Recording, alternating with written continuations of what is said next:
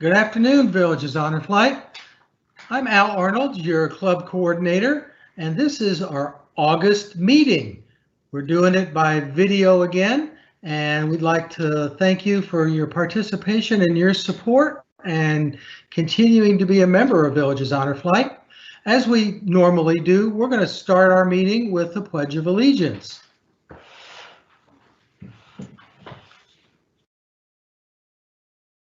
I pledge allegiance to the flag of the United States of America and to the republic for which it stands, one nation under God, indivisible, with liberty and justice for all. Now we'll take a moment of silence for those that have fallen.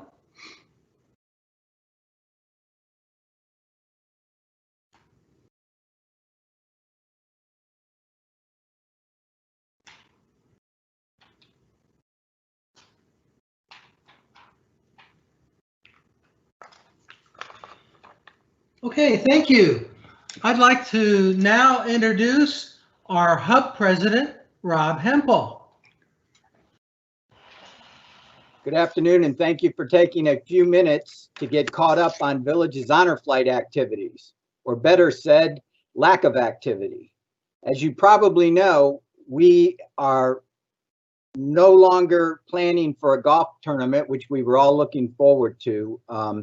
But because we are team members with other organizations that are vital to pulling off something like a golf tournament, we did not have a consensus of people in favor of continuing the golf tournament. So that said, we were forced to reappraise it and made the decision for cancellation out of the abundance of safety for both volunteers and our veterans. So sadly, and with regret, we will not be having a golf tournament.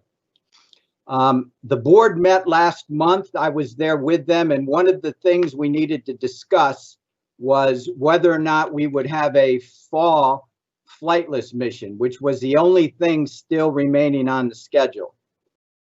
After some consultation, and then also my recommendation, which represented the management team, we felt that this was not a good time to go forward with a flightless mission. There's just too many concerns. Paramount of all of that is that we're dealing with the most fragile veterans that we have. So putting them, exposing them to, a lot of people, public areas, it just wasn't a good idea. So we were able to convince the board that no fall mission or no fall flightless mission, and we're looking now totally forward to 2021, where with the hope of better things out there, a handle on this virus, a vaccine, whatever it takes, we can get back to work on and what we do best, and that's honoring our veterans. Some of you may not be aware, but we are not the only honor flight hub in Florida, not by any stretch. We have 12 other hubs in Florida. And one of the good things that we do here in Florida, which is unique because there's not many states that do this, we formed our own meeting. We hold it once a month, and it's with the hub leaders. And the purpose of that is just so we all are kind of on the same page when it comes to where we are right now and where we want to be down the road. And I have seen that to be very productive. Of course, none of us are planning missions now, but we did have a project that we took on, which I think is something we may have shared with you earlier, but that is the Florida Honor Flight Tag. There's two benefits to that. One is if we have enough people buying these tags when they are ready to be purchased, that's great exposure for honor flight. And even more so, we will benefit from the sale of these tags. If the tag is sold in one of the counties we serve, then we will be the ones who get that revenue. And from what I understand, I think it's between $25 and $30, because the extra fee that goes for the goes for the tag is primarily sent to the beneficiary, which in our case would be Honor Flight. So any tag sold in Sumter, Lake County, Marion County, Citrus County, and Hernando County, those proceeds would be coming back to Village's Honor Flight. So we see this as a big deal. I was going to show you a picture of the tag, but then I recall we did put that in the August newsletter. So the one that is shown there as a sample will in fact be the one that we use once we get past the big step. And the big step is we have to now have the legislature pass a bill that will allow this tag to be used. And if that is the case, we already know, because we have some people in other hubs that know Governor DeSantis personally, and he is a big time veteran. And while he kind of opposes these vanity tags, he thinks there's too many. He said he would never be able to bring himself to veto a bill that was for Honor Flight. So that was good news. And, you know, we're very encouraged that this probably will happen in 2021 if and when the legislature convenes in Tallahassee. So that's a little bit of good news.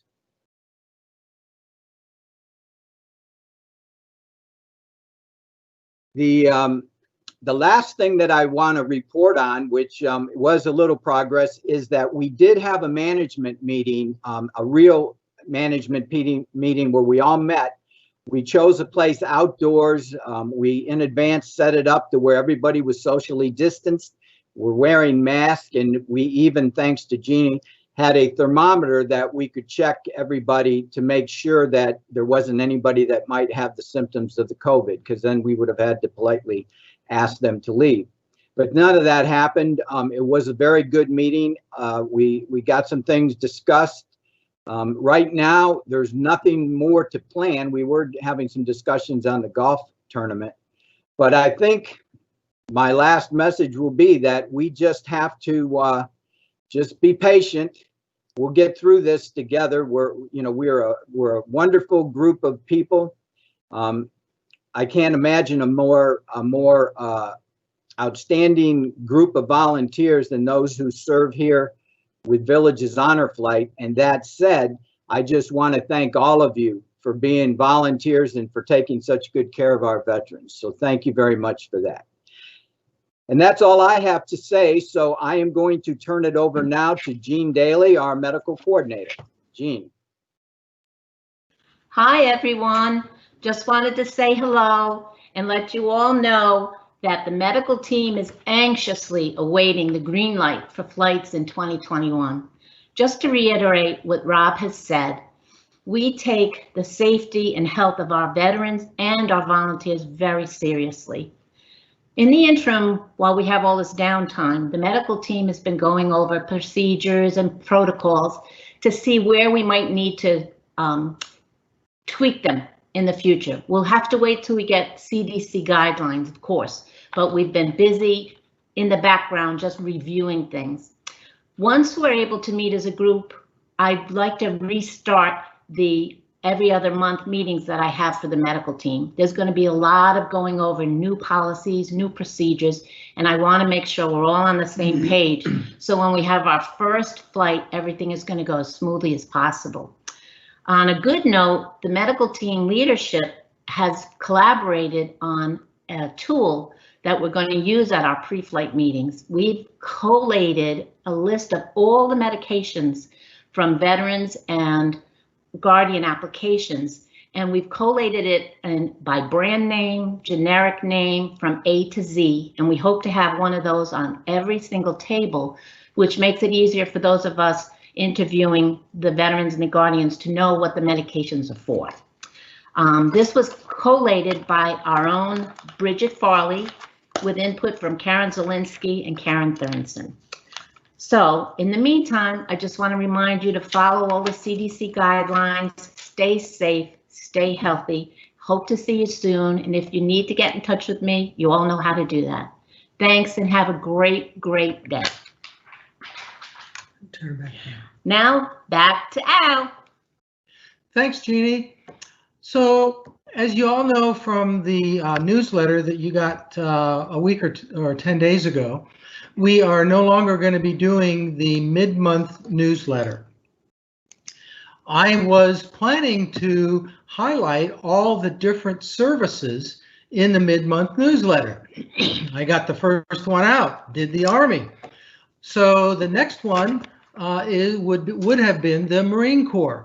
But because we're not doing the mid-month newsletter, I plan to highlight all the various different services just a little bit on these video briefings. So as I said, the Marine Corps is up next, and we have a guest speaker for this portion, and that's Bob Gowell, a former United States Marine.